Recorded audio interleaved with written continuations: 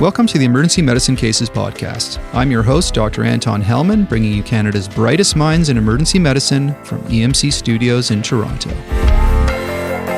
EM Cases is part of SHREMI, the Schwartz-Reisman Emergency Medicine Institute. That's the nonprofit organization dedicated to improving EM care through high-quality research and education. The opinions expressed on this podcast are intended for general information and educational purposes only and should not be used to diagnose, treat, or prevent any medical condition, nor should they be used as a substitute for medical advice from a qualified practicing physician. Unless stated otherwise, the opinions expressed by the hosts or guests are made in their individual capacity, not on behalf of the Institute nor Medicine Cases. Here at EM Cases, we strive to bring you the best, broad, balanced EM knowledge to improve your practice. Now, what I'm about to say may come to you as a surprise. Recent evidence shows that there are, in fact, more types of AKI than just prerenal. Okay, I know what you're thinking. Anton, we don't listen to EM Cases for salacious rumors and unproven opinions. But hear me out, because apparently other specialties have been discussing nebulous concepts like a renal disease for years.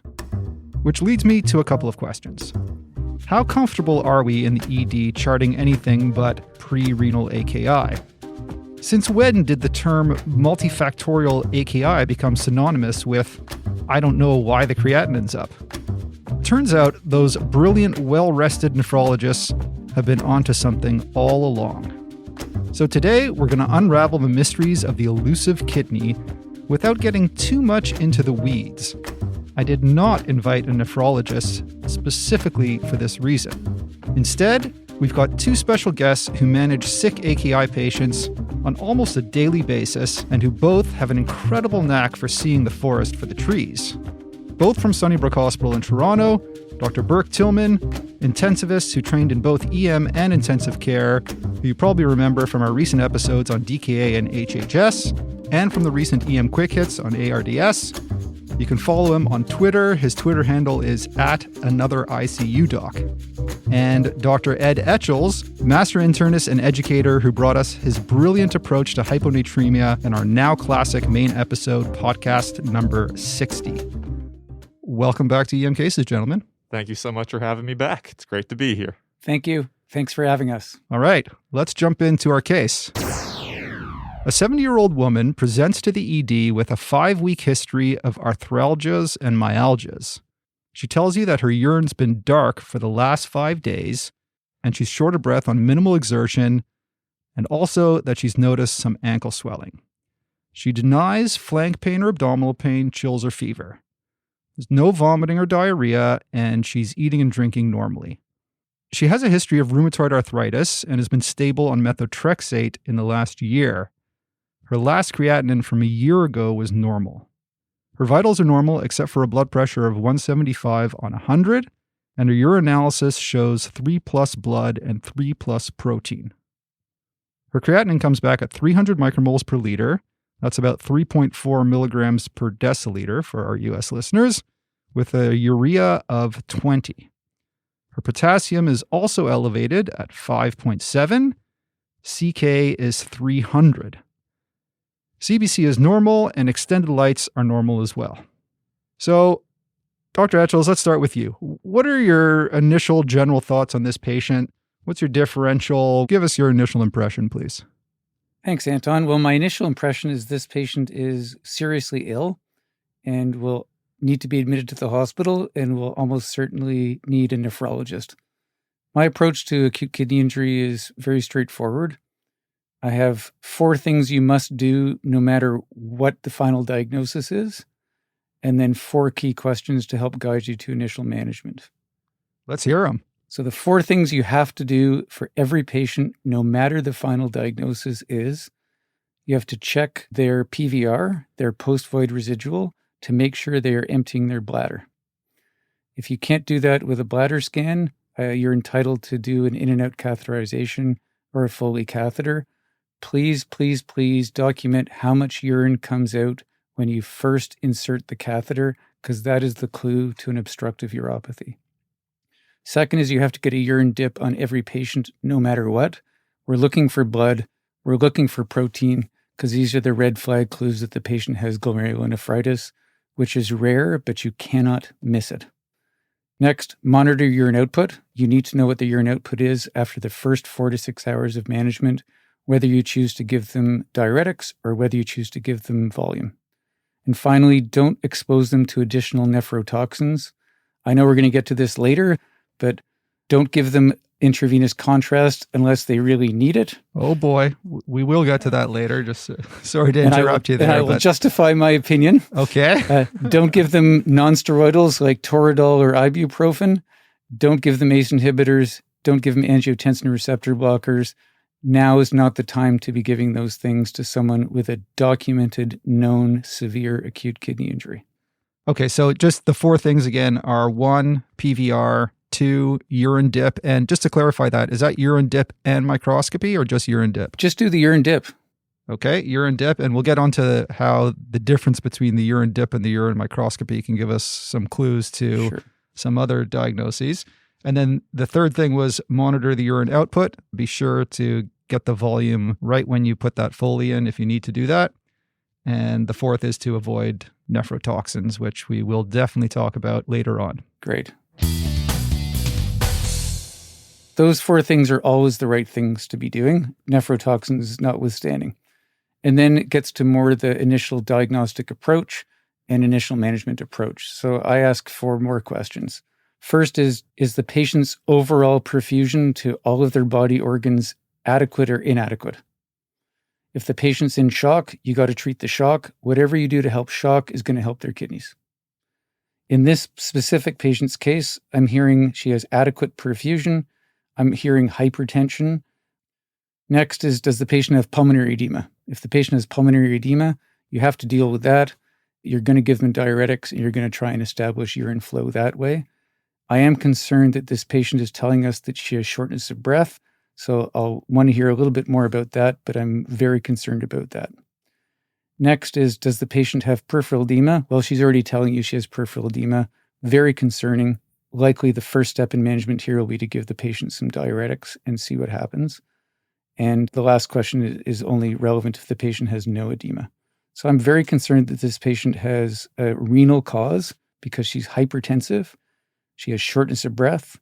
She has peripheral edema. She has hyperkalemia. And she's telling you that her urine has changed color, which is a red flag for hematuria. So I think she's probably going to turn out to have glomerulonephritis or less likely acute tubular necrosis, and we'll just need to hear a little bit more information. All right, it's okay that we've already given it away. Oh, sorry. Ed, you're just too smart, man. But the point is the history tells you what's wrong with the patient. You don't need a lot more fancy tests to know that you're in serious trouble here. I love this knack, again, for being able to organize things into discrete questions. So the 4 questions you want to ask, are they perfusing adequately or not? If they're not, treat their shock. Do they have pulmonary edema is the second question. The third question is, do they have peripheral edema? And the fourth question is, if they have none of the above, then why aren't I giving fluid? That's a nice approach that we'll come back to throughout the podcast. Dr. Tillman, now you've got a different clinical experience being an intensivist. What do you think of this case? Certainly. So I think the first thing to highlight is it's important to have an approach like Dr. Etchell said. People don't come in and saying, my kidneys hurt. AKI is sort of a nebulous disease. People complain of chest pain when they have a STEMI, a cough when they have pneumonia. But you need to be aware that this disease exists, and you want to look for these red flags, whether it be the change in urine suggesting hematuria, the peripheral edema, the pulmonary edema. As far as my approach to AKI, it's very similar in the sense that history is king. If I want to find out what's going on, it's going to be asking questions about potential triggers, be it shock or toxins or fluid loss. At the same point, though, a lot of my focus is on dealing with any potential life threats. So you've just told me I have a patient who has a K of 5.7. My first focus is going to be, how do we deal with that potassium? And is it causing any problems? So my approach is recognize there's acute kidney injury, ensure there's none of the key life threats, which we're going to be talking about later, but include things like acidosis, pulmonary edema, and hyperkalemia. If you see a key life threat, start treating it. And while you're stabilizing the patient, do exactly what Dr. Etchell said and figure out what's going on here so you can provide the right longer-term management, which may just be over the next 4 to 6 hours, or it could be days. All right, let's combine both Dr. Tillman and Dr. Etchell's approach to AKI into an EM case's simple approach.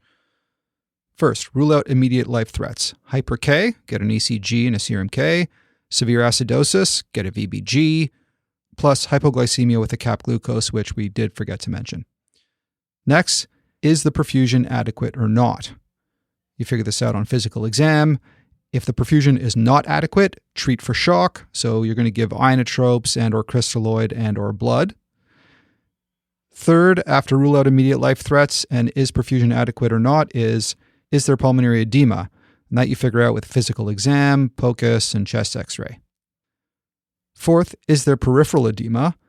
And fifth, if there's none of the above, then consider giving fluids. Now we'll get into what to do with the patient with AKI who has adequate perfusion, pulmonary edema with and without peripheral edema a bit later.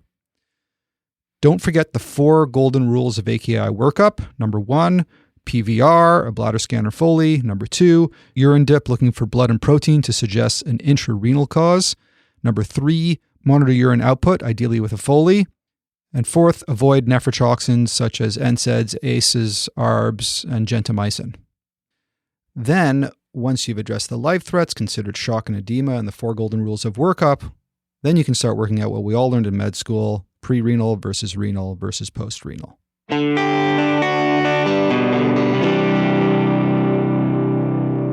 Let's dig a little bit more into the history. Dr. Tillman, you had mentioned that really the history will help guide you in a lot of these patients, and especially the triggers. What do you want to know in the history for the patient who you're surprised comes back with a creatinine that's through the ceiling? Yeah, so I'd say this has happened to me more than once in the emergency department. I send off some blood work for sort of the undifferentiated patient, and the creatinine is magically 300, 400. And so I'm going to go back and talk to that patient. And I want to understand a bit more about their fluids and their perfusions and things that could hurt the kidney. But my first question actually tends to be asking the patient, are you peeing? Have you been peeing? What's your pee like? The next part is I want to know what's been happening with fluids. Are they taking fluids in or are they losing lots of fluids? When I think about that, that could be sweating if they've been vigorously exercising or running a marathon. It could be diarrhea. But there's also an inability to access fluids, especially in warmer climates when you have marginalized people who cannot get to fluids or air conditioning and have lots of sweat. So I want to know what's been happening with their fluid balance. The next thing is I'll talk to them about the medications they're taking. And I'm especially going to look for new start medications or changes in doses, as those are all triggers for a new renal event.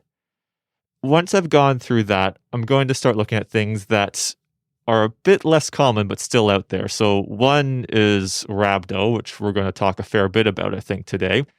Most of the patients I see with rhabdo have been severe trauma, so it's a slam dunk. Their leg is crushed, their CK is 100,000, their kidneys don't work. That's pretty easy.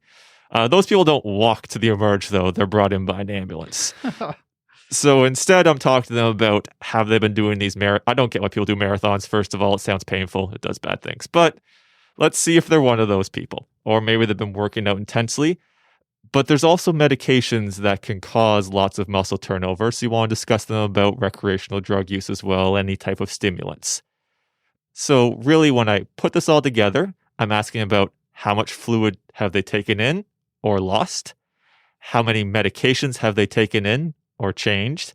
Have they damaged their kidneys, either through exercise or drug use? Or are they in some form of shock that's meaning their kidneys aren't seeing the fluid they need? I want to echo the value of simply asking patients about their urinary function. There's only so many ways you can express renal dysfunction. Your urine either increases in volume, reduces in volume, changes in color, or is harder to get out of your bladder. So these are really significant clues for renal and post-renal causes of acute kidney injury. Yeah, one thing when it comes to the patient who's anuric, so they are not peeing, in the emergency department, by far the most common cause of anuria is urinary retention, and that's usually quite obvious. But if we put aside the patients that are obviously in urinary retention, those people who haven't peed in the last 8 hours or 12 hours or 16 hours, what does that tell you about their kidney function? And the reason I'm asking is because my understanding is that it's actually not so simple to just assume that they're definitely in renal failure and have intrinsic, a certain cause of the renal failure. What does anuria mean to you? If a patient comes in and they haven't peed for hours and they're not displaying those classic obstructive signs, because I agree, I think probably everyone who works Emerge has seen their fair share of patients who come in obstructed. But if they're not coming in obstructed and haven't peed for a day or for half a day, that suggests that either this process has been going on for a while to get to anuria, and you're at an end state of a disease. And there's lots of reasons why people don't present early, but there can be quite high risk factors. And if they're not making pee, they're not clearing some of the toxins we worry about, which is really potassium in this standpoint. And they've gotten to a point where their intrinsic kidney function has become so debilitated, then you're worrying about an acid-base concern as well. So true anuria really worries me. Obstructive anuria is a problem, but hopefully their kidneys are still functioning, so they're not quite at that same point where their K's skyrocketed or their pH is in their boots. And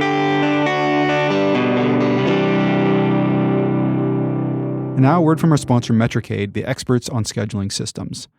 Things in emergency medicine have really been under strain and change for the last several months. COVID has exposed weaknesses in our scheduling systems and practices. When staff went off sick or on quarantine, we really saw how thin our rosters were and how every worker and every shift mattered. Whether your ED has lower than usual volumes or higher volumes because of COVID, your old scheduling templates just don't cut it. Through all of this, Metricade has been agile and responsive.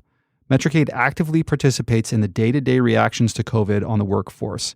They help modify schedules on the fly, adjusting hours of shifts and daily rosters, and making the most of limited resources. By taking over a lot of the new and complicated administrative burden on managing our schedules during the pandemic, they've shown that they are more than just a scheduling system. They become true partners in staff health, safety, and satisfaction. Metricade is ready to bring you on board anytime, and I'm confident they'll be able to help us through whatever uncertainty lies ahead. I want to talk a little bit about serum creatinine versus GFR versus creatinine clearance. Now, the serum creatinine is a quick and dirty estimate of renal function. We all know that. But if we really want to know how the kidneys are functioning, some people would say you need a GFR or a creatinine clearance. I'm not sure what the real right answer is here. Dr. Etchells, when is it essential for us to calculate the GFR or the creatinine clearance in the emergency department, if ever? That's a very tricky question, Anton. I would suggest to you that it's not possible for you to calculate the GFR in the emergency room because all of the calculations assume stable kidney function. And in most patients you assess, you can't make that assumption. So I would suggest to you that your best measures of kidney function are the urine output and the single serum creatinine that gives you a sense of how much renal reserve might exist. And if you're still worried about the patient 6 hours later, you have to repeat the creatinine again. The serum creatinine of 50 in an anuric patient means you do not know what their GFR is at that moment. I totally agree with this. Critically ill patients don't usually get that steady state. They're just varying too much in their function and their disease state. So understanding that the GFR isn't designed for this situation, I use the creatinine and the urine output. Let's dig deeper into sorting out pre-renal causes of AKI. So while most patients we see in the ED with severe AKI will have a pre-renal cause from, say, septic shock, it's sometimes difficult to sort out whether the pre-renal cause is due to volume depletion or due to impaired forward flow. How do you sort out whether their pre-renal failure is due to volume depletion or impaired forward flow? That's a really challenging question. And I think the difficulty of this question is demonstrated by how many monitoring tools we've slowly gotten rid of. Like the Swan-Ganz is gone in most states because it's hard to tell exactly what the perfusion status is and what's causing this poor perfusion. It's important, though, because the treatment we provide to this patient is going to be different. As we've talked about, a lot of these patients just need some fluid or relief of their obstruction, but we're focused on prerenal.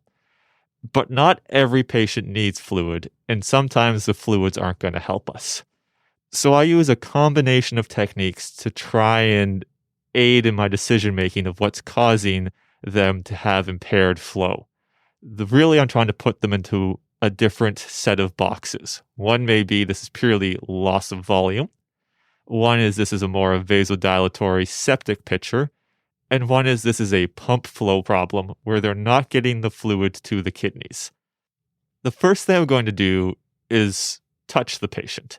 I know when we have all our different modalities being CTs and ultrasounds, we may forget to touch people, but that's really important. And I'm examining their extremities to see if they're warm or cold.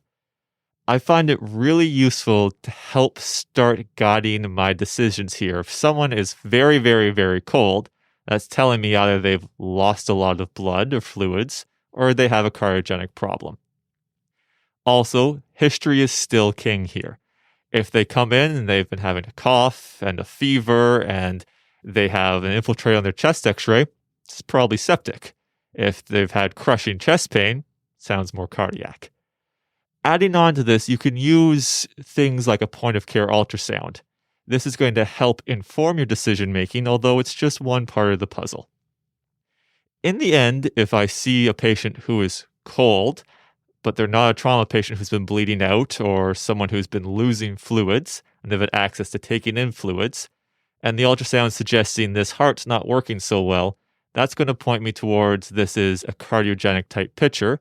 And then I'm going to think maybe taking fluids off, or at the very least giving them an inotrope with some blood pressure support might help their kidneys. On the other hand, if this is a patient who is septic, maybe they need a bit of fluid and some pressure support. Well, this is a trauma patient, I need to give them back what they lost, is giving them back blood. That being said, most patients who make it to me in the ICU will get a fluid challenge. And I think of even our early goal-directed therapy trials in the control arm, the patients in PROMISE, ARISE, they were all getting 1.5 to 2.5 liters of fluid. So quite often, while we're trying to figure out, is this cardiogenic? Is this vasodilation? Is this loss of fluid? We're still going to be giving them fluid as we work through this. All right. So from a very practical perspective, if it's an obvious case of septic shock, we're going to be treating the septic shock, and we just hope the kidneys will get better when we treat the septic shock. So we don't have to be thinking too much about the kidneys in that case. If it's an obvious case of volume loss, someone's had 50 episodes of diarrhea a day for 10 days, then we know we're just going to be giving lots of fluids. The cardiogenic one's a little bit more difficult. Again, I like that just to remind yourself, really examine the patient properly and the extremities. Use POCUS to help you out to see if it could be cardiogenic shock. But either way, the bottom line is almost all these patients, you'll give a fluid challenge and then see what happens. Yep. And I think it strikes a lot of us as counterintuitive to see a critically ill patient and one of the first couple of medications we're going to order is a diuretic. So I do think that's the challenge with these cardiogenic shock patients. It's a different space to put our heads in. I think the really important physical exam activity, once you've decided that the patient has adequate perfusion and is not in pulmonary edema, is to look for other clues to volume overload. So this is why my third key question is there peripheral edema? And I try and get my residents to not just check for ankle edema, but look for edema before the tibial tuberosities, in the thighs.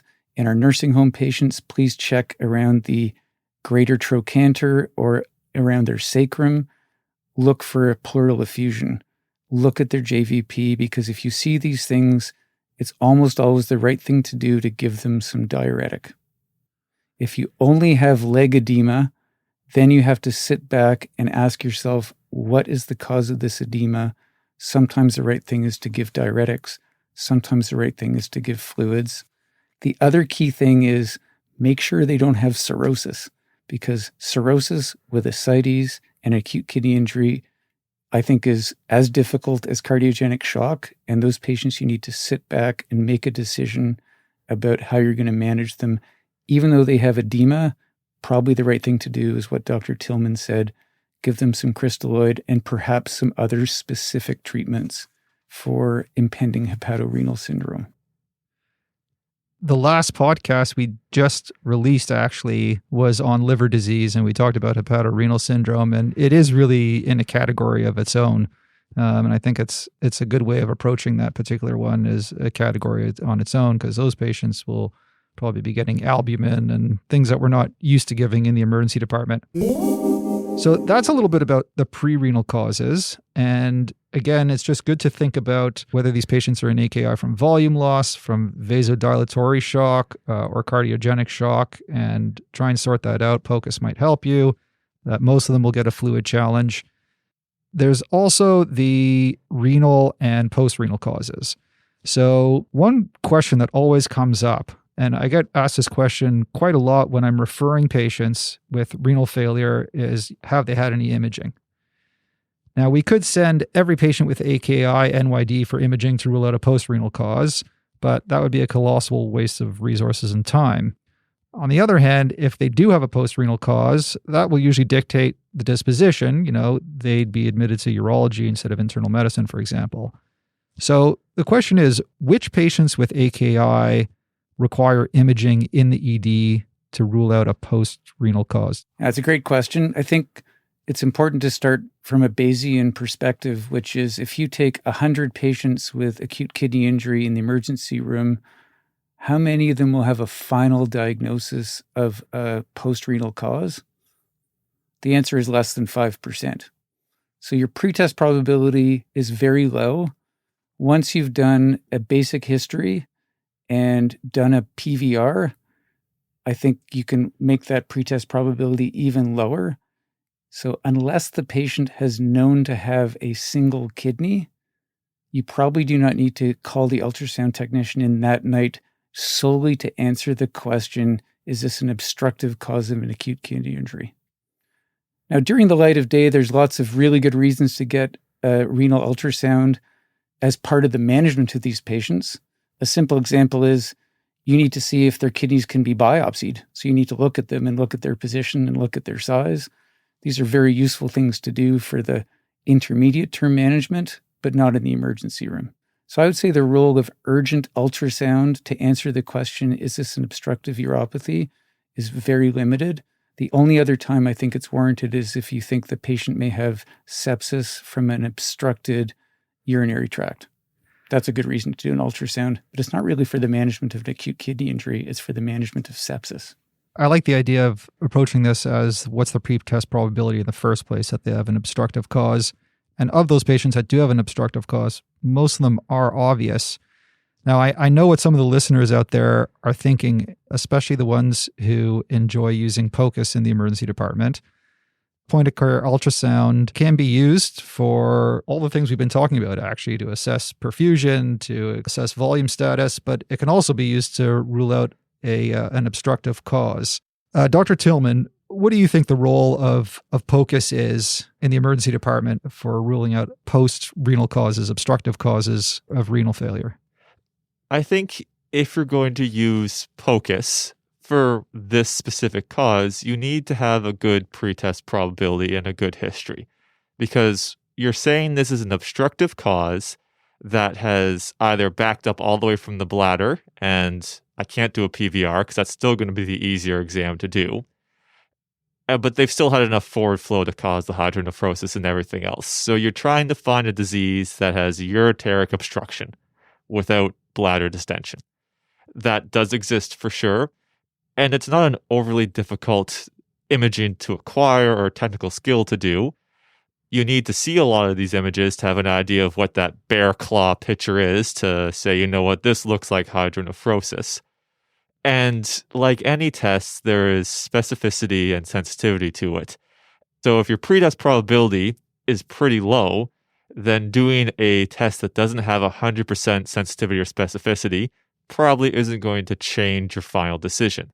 Likewise, if your pretest probability is sky high, then doing a point-of-care ultrasound probably isn't going to give enough information for the intervention that's needed. Because I'm thinking this patient may need nephrostomy tubes or something else, and the clinician doing that procedure is going to need to see a picture themselves. So you having a point-of-care ultrasound, unless of course you can save it and give them the exact pictures they need, isn't going to change the patient's management either. So is it a screening tool you can use? Yes. Is it my first screening tool? No, I want to have a good history and a good pretest probability and make a decision from there. I was actually surprised to find out that the sensitivity and specificity of ultrasound for hydronephrosis in terms of point-of-care ultrasound done by emergency physicians is not as good as I hoped. Somewhere in the 70s, low 80s, based on the newest studies. And remember that we still do have the bladder scan and the PVR, which can rule out most of the causes of obstructive acute renal failure. Though I want to add, there's one other patient population that I've developed a greater respect for over the past couple of years, and those are the people with intra-abdominal malignancies. I'm not so worried about them getting the image directly in the emergency department because they tend to come to the ICU with septic shock or something else. But these are the patients where getting advanced imaging of their abdomen has changed their acute management. So I think if you have a history that tells you of someone who has massive lymph nodes in their abdomen or large masses there, and they're now not peeing, that's a patient who's likely going to benefit from advanced imaging to dictate how you're going to manage not only their AKI, but also the underlying cause of their AKI and their sepsis. Great point. The one other thing that I hear all the time from residents is I've got this patient with renal colic and their creatinine is up. And so I think their creatinine is up because they have kidney stones that are blocking their urine and they've got an obstructive cause of AKI. And 99 times out of 100, it's because they're dry as a bone because they've been vomiting constantly for 3 days. And that AKI is almost always prerenal. So I just think it's worth mentioning that it is pretty much impossible to get an obstructive AKI from a kidney stone unless it's a solitary kidney or you have bilateral obstructing kidney stones at the same time, which is extraordinarily rare. I totally agree with that. And I think it's why Dr. Etchels has said a couple times, and it's so important that we have to distinguish between the patient with a solitary kidney, where these diseases are painful but may not put a patient into acute renal failure, versus the solitary kidney, where obstruction of one kidney can have dangerous consequences. I totally agree with everything that's been said. And I also agree with the respect for patients with abdominal malignancies. The patients who fool you are the patients who have diseases that can actually present with bilateral ureteric obstruction, like lymphoma, like metastatic testicular cancer, ovarian cancer. Prostate cancer is notorious for doing this because the cancer can invade both ureters at the ureteric trigone roughly at the same time. Retroperitoneal fibrosis is another classic. But I would suggest in all of those cases, the clue comes from principle number 3 for all patients, which is monitor urine output.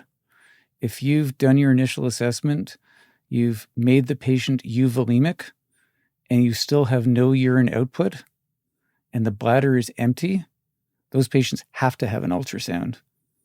But usually that takes 4 to 8 hours to figure out, and most of the time you will get urine output by then. Fantastic point. All right, despite the limitations of POCUS that we just talked about, in that patient with a pretest probability that's not too high or not too low, and you're having difficulty with the history and physical, there probably is a role for POCUS. And to remind you of how to integrate POCUS into your AKI workup, here's Rob Simard, the creator of EMCase's POCUS Cases videos, and who you might remember from our PEA arrest episode with Weingart. Hey, Todd. Rob here from POCUS Cases. Let's talk about POCUS for acute kidney injury. To me, there are 3 types of acute kidney injury: prerenal, renal, and postrenal. POCUS can help your evaluation, especially in the postrenal acute kidney injury. But first, let's talk about the different areas of the body you can ultrasound. Your biggest bang for your buck and highest yield efficient assessment is to look at the bladder. This can immediately tell you if this is a post-renal cause. The other beauty about bladder POCUS is that it is easy to do. It doesn't really matter if you are in transverse or longitudinal plane, as both will identify the bladder. But it is probably easiest to place the probe just cephalad to the pubic symphysis and do a generous sweep cephalad and caudad, looking for urine in the bladder in the transverse plane.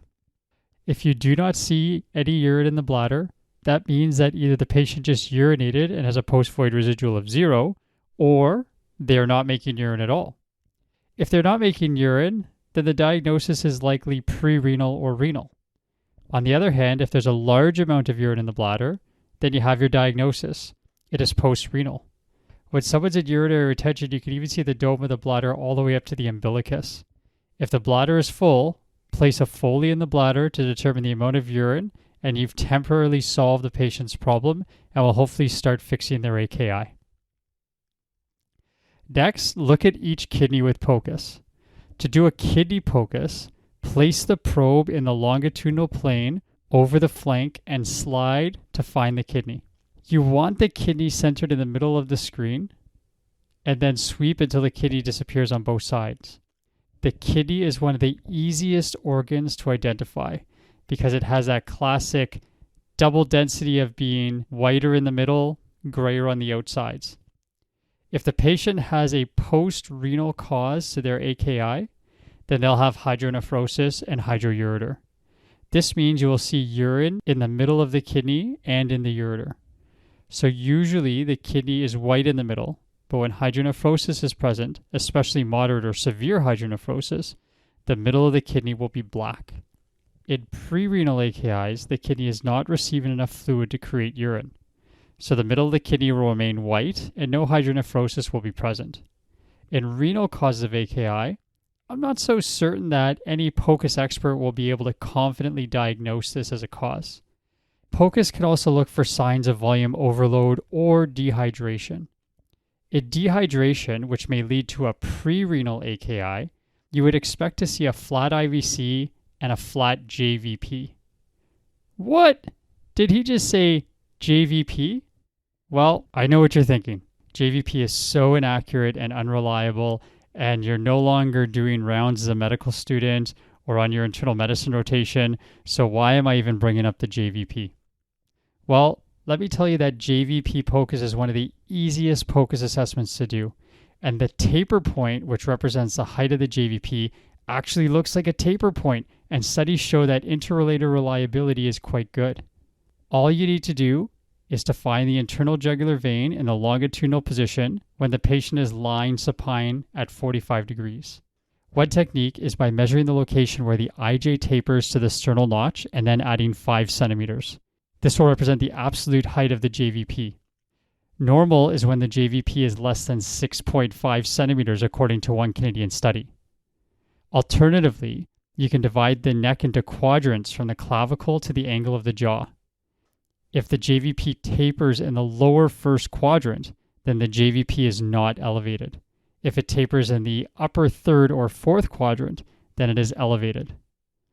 As mentioned, this taper point is extremely obvious and the interrelator reliability is excellent.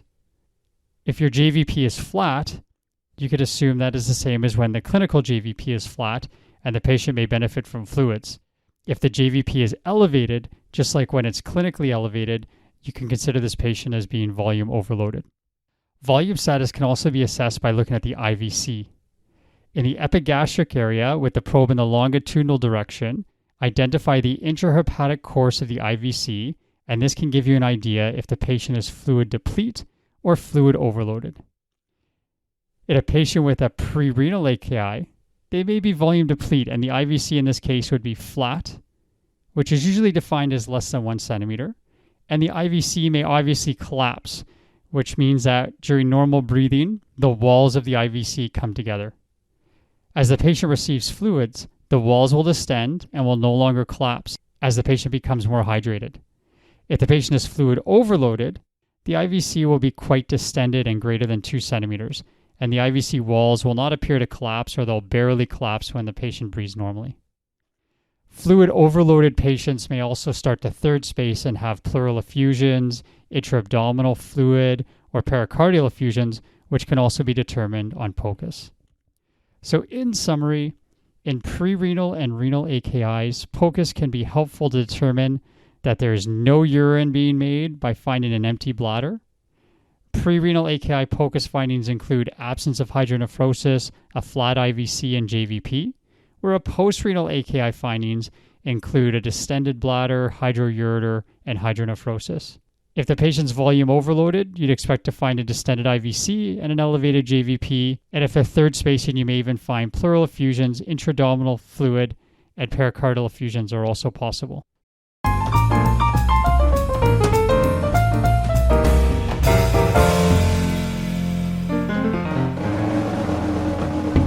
So we've talked about prerenal AKI. We've talked about postrenal AKI. Now let's move on to the renal causes of AKI. Now, usually this is when I start tuning out because there's this long list of very complicated causes of intrarenal AKI, about half of which I hardly remember what they're named, and I certainly have no clue how to manage them. But what I'd like to try and do is simplify this by concentrating on the causes that we really need to do something about in the emergency department.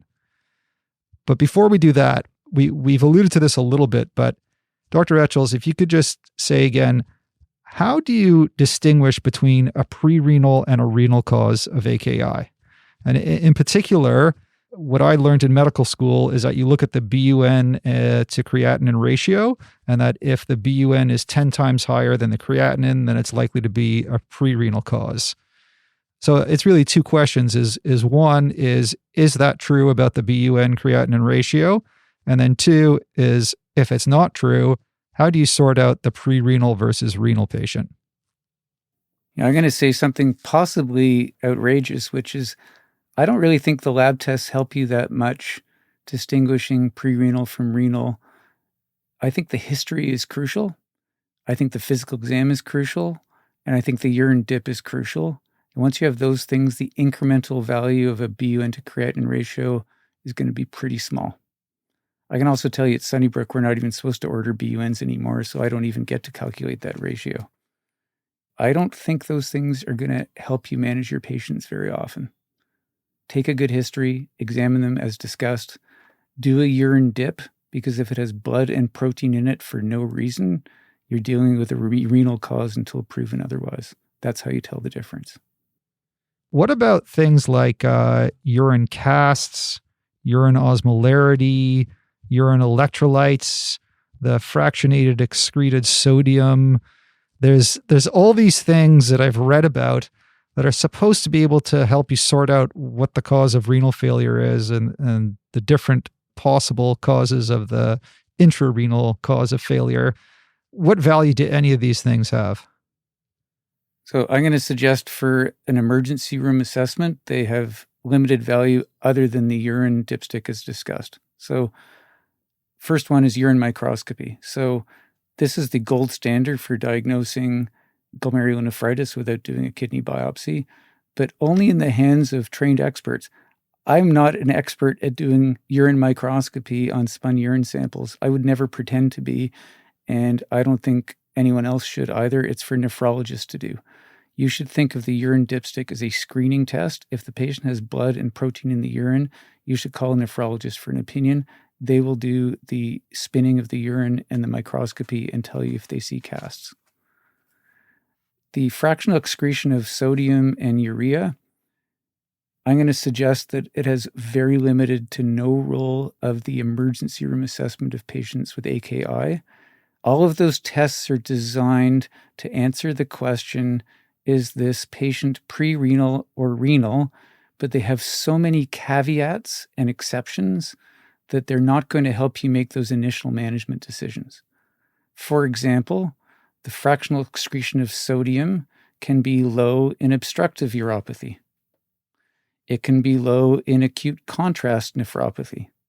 It can be low in acute rhabdomyolysis with myoglobinuria and myoglobin tubular toxicity.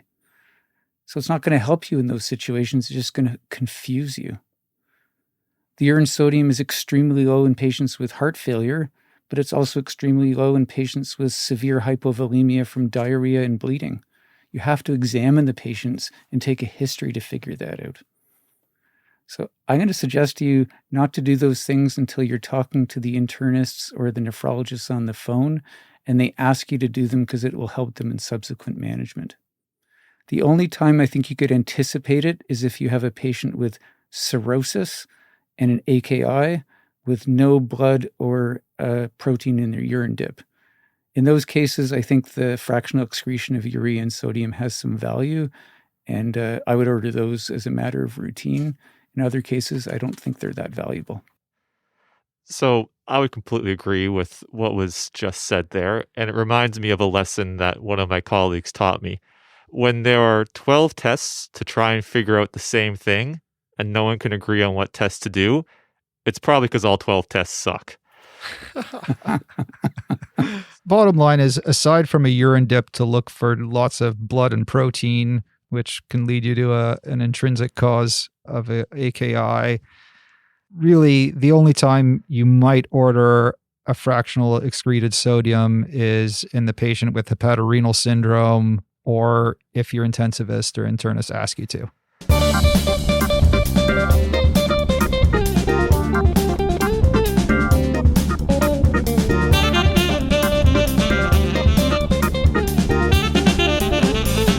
We now know what to do in terms of figuring out whether a patient might have an intrinsic cause of AKI.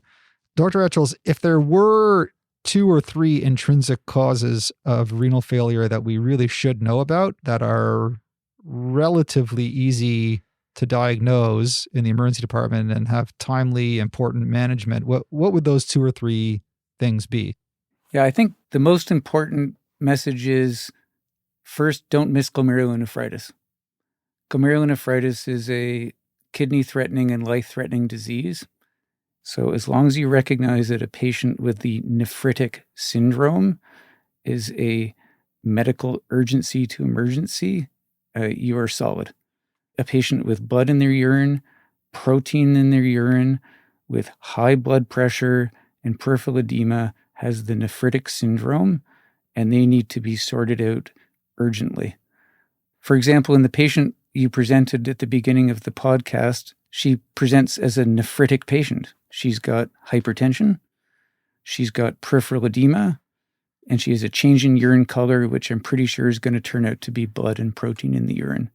So I'd be very concerned that she has nephritic syndrome.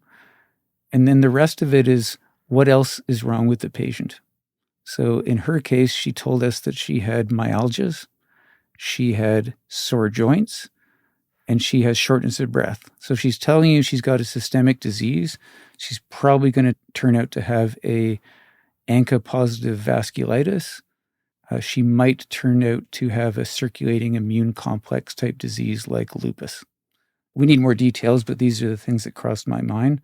Obviously, any patient with nephritic syndrome and shortness of breath, we have to be worried about diffuse alveolar hemorrhage, the Goodpaster's syndrome, the anti-glomerular basement membrane syndromes. These are life-threatening syndromes that you just don't want to miss. New hypertension and AKI, give these patients a closer look, because something weird's going on to have those two linked together. All right, so the nephritic syndrome, high blood pressure, hematuria, proteinuria, this is a serious disease that requires some very close attention. Might need their blood pressure lowered. They need an internist. They need to be admitted to hospital. The other intrinsic disease that we haven't mentioned yet is rhabdomyolysis. This is one of those true emergencies that I think we all really need to know about as emergency physicians. Now, even defining rhabdo is very controversial, and there's little in the way of evidence-based solid treatments for it, unfortunately. Nonetheless, there are a couple key questions that you need to ask yourself when you're faced with, say, a marathon runner that comes in with muscle pain and muscle weakness and vomiting and brown urine. So the first question is, Dr. Tillman, what CK value would trigger you to consider the diagnosis of rhabdomyolysis? And which CK value would trigger you to treat emergently for rhabdomyolysis? Or are you looking at other things besides the CK? Again, history is king here because that's what's going to drive you to order the CK value. Because if you haven't checked their CK, you're going to miss the diagnosis. The classic example, I agree, is the marathon runner coming in, sort of that younger adult. They may have muscle pain, they may have generalized fatigue, but that's going to tell you to order the CK. When I see a CK level that's greater than just the normal value, that tells me this patient at least needs to do some hydrating. If you look at some evidence, a CK above 5,000, that's starting to get a 50% chance of progressing to AKI.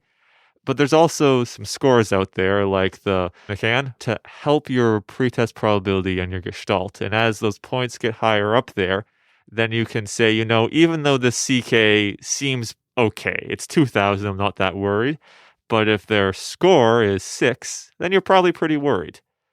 On the flip side, let's say their CK is 4,000, that makes you uncomfortable, but their score is 2. Well, maybe you can orally rehydrate them and go forward. So that's the first point I try and decide. Is this someone who can be orally hydrated or can have IV hydration? Once the CK gets above 5,000, I'm thinking you're going to need IV hydration. If they're between 1,000 to 5,000, I want to use some additional tests to try and help me figure this out. And I also want to talk to the patient to see if there's someone who's going to be able to aggressively rehydrate themselves. The last part of this is some patients can present pretty early. I know there's many emergency physicians who do medical care at marathons themselves. So that means you're getting the patient basically right when they drop. And there can still be muscle breakdown. I also think of my patients who have crushed limbs. Their initial CK, 20,000, high. Their CK come tomorrow is 100,000. So have an idea of where they are in their course, because sometimes the CK may be a completely acceptable level. It may be 500. And I tell these people, you know what, hydrate, take care of yourself, rest, don't start stressing yourself, but let's repeat this blood work in 8 to 12 hours, either through an urgent care if they have access, or coming back to the emergency department if we need to. Again, history is very important. We want to try and elucidate if they have risk factors for rhabdo in the first place. So have they had trauma, or do they have compartment syndrome or a crush injury? Have they had some sort of extreme exertion like a marathon runner? Are they hyperthermic? Were they found down? These are the kinds of patients that we might want to consider ordering a CK on. And then their symptoms, do they have muscle pain? Do they have muscle weakness? Are they vomiting? Do they have the dark urine? They don't all have that, but certainly if they have any of those, you want to be thinking about ordering a CK. The other thing that comes up when you get a high CK, whether it's worth doing a myoglobin or not, whether that is of any value. And then in this McMahon score, there's calcium and phosphate and bicarb, and there's a few different things that we look at that can help prognosticate these patients. What else should we be looking at? I mean, first, is it worth looking at a myoglobin? I find checking a myoglobin is not very helpful. The product breaks down faster, so you're likely to miss it. Anton, one issue in the diagnosis of rhabdomyolysis and renal failure that often comes up is the saying that if you dip the urine and it's positive for blood, but when you look under the microscope and you see no blood, this is a clue to rhabdomyolysis. I consider this medical trivia of historical interest only because it has very little practical application in today's emergency departments because we don't have a microscope to look at urine and we're not very good at it. So how are you going to do that in an urgent case? You're going to manage that patient based on other features like the CK, like the history, like the McMahon score. Excellent. So again, with rhabdo, the history is key. The risk factors and the symptoms will usually trigger you to do a CK. Urine myoglobin, not so useful. In terms of the level of the CK, you really want to kind of divide it into those patients that are already over 5,000, those patients that are 1,000 to 5,000, and those patients that are under 5,000. And just remember that things change over time. And so repeating the CK a few hours later can be valuable in seeing which direction they're heading in. And then the other thing to know is this McMahon score, which does include calcium, phosphate, and bicarb to help determine the likelihood of the patient needing dialysis. That's something that we don't need to know like the back of our hands, but I think it's worth at least ordering the calcium phosphate and a VBG just to see where the patients are and whether they might be heading for something like dialysis. Let's dig a little bit deeper into the treatment. Let's say someone's in obvious rhabdo, their CK is 20,000, and they do have AKI. How are you going to treat this patient in terms of how much fluid are you going to give? Are you going to give bicarb? What kind of fluid are you going to give? Do these patients need dialysis? Which patients need dialysis? Sure. So I'm going to give a lot of fluid usually. You'll hear talks about alkalizing the urine and can you do that? I'm going to start with Ringer's lactate. There's a couple reasons. First of all, I'm not giving them routine bicarb to alkalize the urine because it's really hard to alkalize someone's urine.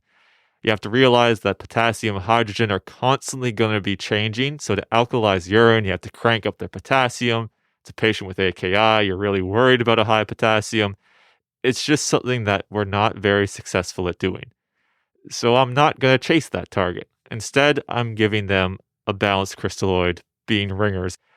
Why am I using Ringer's instead of normal saline? Because people always ask, aren't you just giving them potassium? First of all, the relative concentration in a bag of Ringer's lactate is quite low. There's 5.4 millimoles per liter. Secondly, the pH of Ringer's lactate is closer to our pH as opposed to normal saline. So if you're giving someone normal saline, you're giving them a more acidotic solution. As you make them more acidotic, you're actually going to increase a patient's circulating potassium because potassium moves out of cells in an acidotic environment. So I'm primarily using Ringer's lactate. What am I using as a volume measure for how much I give? I'm looking at their urine output. So like most renal failure, they're getting fluids in a Foley. But when I look at their urine output, I am looking for a higher output than usual. I would think in a regular patient, I'm happy with 0.5 cc's per kilo per hour. In a patient with rhabdo, where we're thinking of the idea of flushing the kidney, or however else you want to sort of mentally picture it in your mind, I'm aiming for a higher urine output. So usually 2 cc's per kilo per hour. Sometimes I'm happy with 1 to 2. Because as you give these high volumes of fluid, some patients may not tolerate it, and now you're balancing the risk of putting them into pulmonary edema while trying to protect their kidneys from their rhabdomyolysis. That being said, my common therapy, give them a liter of Ringer's, put them on a fairly high rate of infusion, so about 150 cc's an hour, and have hourly monitoring of their ins and outs. Anton, you also asked, when do we start dialysis in these patients? There's nothing really special about a rhabdo patient that says you need to start dialysis at a different time than another patient. So I look for the same criteria, which you can use your AEIOU mnemonic. Basically, you're looking for acidemia, electrolytes. Shouldn't be another intoxication here, hopefully, or else you're dealing with 2 problems, although potentially. Overload, but the overload has to be causing a lot of problems. And also, uremia shouldn't be the issue either. This is an acute kidney injury with not a pre-existing chronic disease, so they shouldn't start developing a uremic pericarditis or uremic encephalopathy at the start of their rhabdo. So just to review there, your fluid of choice for rhabdo patients is Ringer's lactate, and you're going to shoot for a urine output that's higher than usual, so you want to make sure you have that Foley in. The high urine output, something like 2 cc's per kilogram per hour. You're going to watch for fluid overload because you are giving this patient lots of fluid and they might have other reasons that they'd go into overload easily. Do the ins and outs. And then in terms of dialysis, the easiest way to think about it is that it's the same indications for anyone with AKI for the patient who has rhabdomyolysis. And a neat way of thinking about the indications for dialysis are the AEIOU mnemonic, which we'll have in the show notes. Before we leave rhabdomyolysis, though, I just want to ask you, you were saying, some of those patients that you might send home that have a CK of 1,000 and, you give them a whole long list of discharge instructions. When do you know that a patient is safe to go home after rhabdo? So I think this is definitely a challenging decision for us to make. If you're starting to administer high volume IV fluids, then it has to be the case you talked about, where they're in your emergency department for half a day, basically. So if I'm bolusing you with high volume fluids, you're getting 2-3 liters of fluid, probably not safe to go home. That being said, if you've had 1 liter of fluid and your CK has peaked and is coming down, without ongoing muscle damage, it's hard to crank your CK back up. So that would be one of the things I'm going to look for, is if your CK has hit its peak, it's coming down, you're tolerating oral fluids, and you're a patient who has access to care if things get worse and can return to the emergency department, that's who I'm going to look at sending home. If you've never needed IV fluids, so you're the patient who's had a CK of 900 and you're drinking well, I'm also going to send that patient home, again with good follow-up instructions, especially depending on, is this within the first hour of their insult, or are they 3 days out and they're probably clearing all their CK already? I think the patients who can be sent home have a known transient or reversible cause of rhabdomyolysis. If you don't know why their CK is high, we'd be happy to see that patient because we got to figure it out. The CK ideally is less than 5,000 and going down, normal urine output, and maintaining euvolemic status.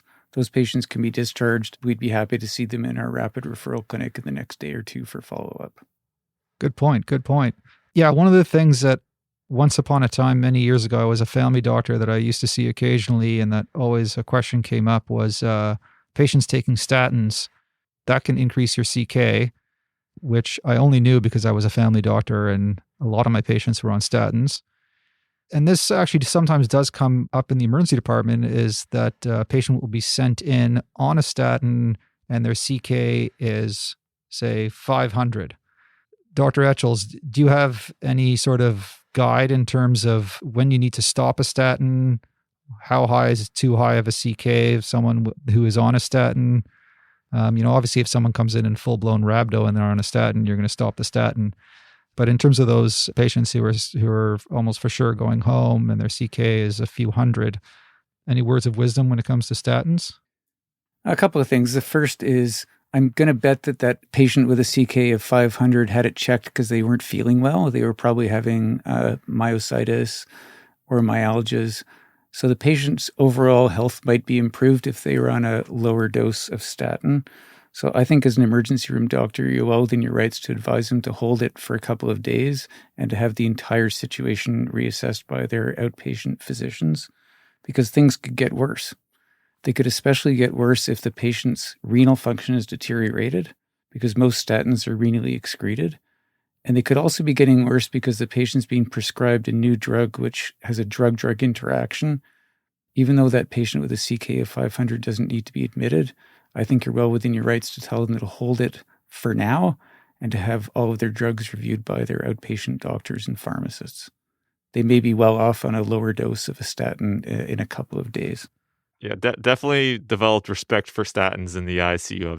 I've seen some interesting cases come in. I've seen full-blown rhabdo there.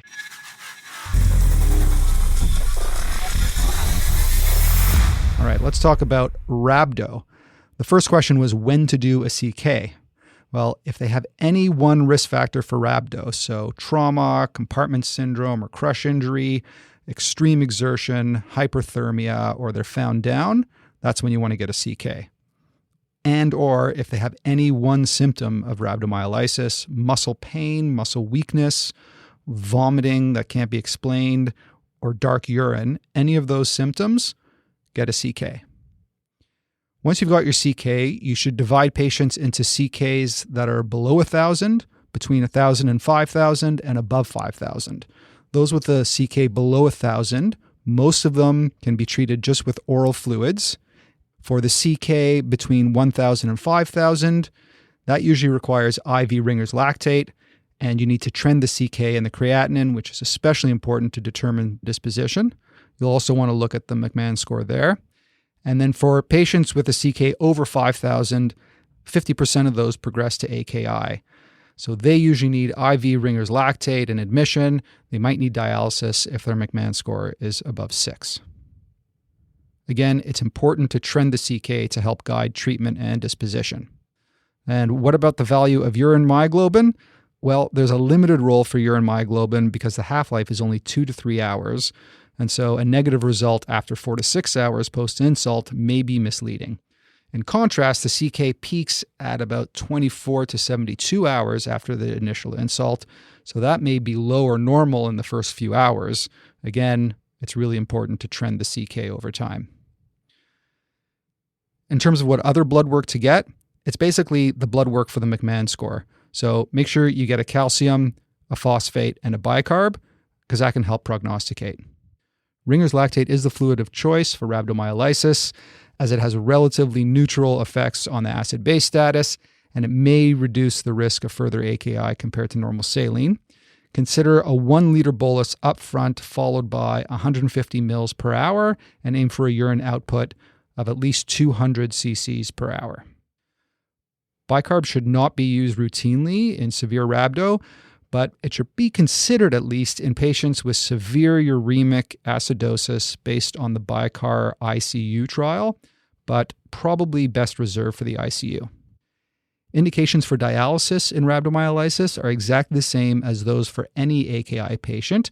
Use the mnemonic AEIOU, A for acidemia, E for electrolyte abnormalities like hyper-K, I for ingestion, nephrotoxic drug ingestion, O for overload, so volume overload resulting in respiratory failure, U for uremia with things like bleeding, pericarditis, or encephalopathy. The next question was, who can you send home with rhabdomyolysis? Patients are probably safe to be discharged home if the underlying cause is identified and reversed, if their CK is under 1,000 and it's downtrending, their creatinine has normalized, and the patient is reliable to continue fluids orally at home.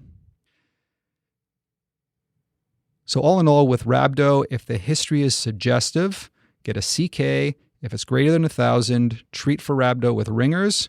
Order up repeat CK, calcium, phosphate, and VBG to get a sense of their likelihood of requiring dialysis, and get them admitted.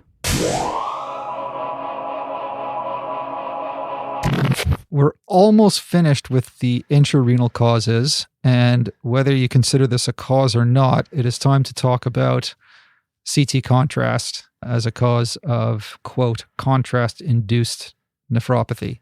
Now, just to give Dr. Etchells a little bit of a background here, from my perspective, we did one of our Journal Jam podcasts on this exact topic with Justin Morgenstern and Rory Spiegel and Lauren Westifer, who had written a paper on this. And we concluded there that there really is no good evidence that CT-IV contrast causes AKI. And the important part is that if you need IV contrast to diagnose a serious life-threatening diagnosis or life-altering diagnosis, then forget about the creatinine and just go ahead and get the CT with contrast that you need. Now, this is great that we have some differing opinions here. So, Dr. Etchells, let it rip. Let us know why you believe or do not believe in contrast-induced nephropathy. So I'm familiar with those papers. I actually agree with the two things you said, but I would also add that you do not give contrast without it being absolutely necessary in someone who is in the throes of an acute kidney injury. That's very different from saying if you take a bunch of septic patients and try and figure out if the acute kidney injury is caused by the sepsis or the hypovolemia causing acute tubular necrosis, or the contrast they got to work up their sepsis, or the ACE inhibitor or the NSAID that they took just before they came in the hospital. Which one of those things caused the acute kidney injury? I totally get that you can't tell most of the time. But that's not the same as saying it's okay to give contrast if you have a patient like our patient that you presented at the beginning of this podcast with a severe acute kidney injury whose creatinine is now 300 and they're not making very much urine and they're in danger of needing to be on dialysis in a day. You should not give that patient an additional renal insult called IV contrast unless there's a really, really good reason. So the challenge here is we can't really randomize healthy people or randomize sick people to get IV contrast and see what happens. So there's been these excellent methodologies utilized to try and tease out the attributable risk. And that's really what we're talking about here, is these people have AKI, and people with AKI sometimes get sicker. Is this because of the contrast, because of the disease that drove the contrast? And that's what we're debating.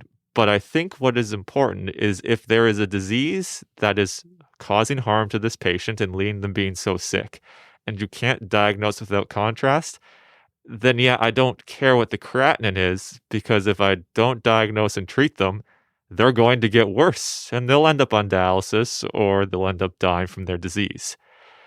Conversely, if their creatinine is 300, I'm not going to give someone contrast for no reason. I don't need to start hunting down the random nodule. It's not something you usually need to hunt down as an emergency physician or during their acute hospital stay anyways. So I think it's more important to ration the utilization of contrast scans and understand when you need contrast to make that diagnosis, as opposed to saying, you know what, all right, I can't use contrast because the creatinine is high. Understand why you're giving the contrast. Give contrast when you need it. Do not let creatinines stop you from doing the right investigation.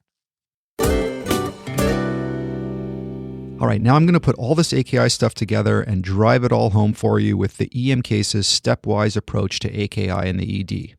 Step number 1 is to rule out the 2 immediate life threats. Those are hyper K and severe acidosis. So for hyper K, get an ECG and get electrolytes off your blood gas. For severe acidosis, get a blood gas. Step number 2, after ruling out the 2 immediate life threats, are assess for adequate perfusion and ask yourself if they're in shock.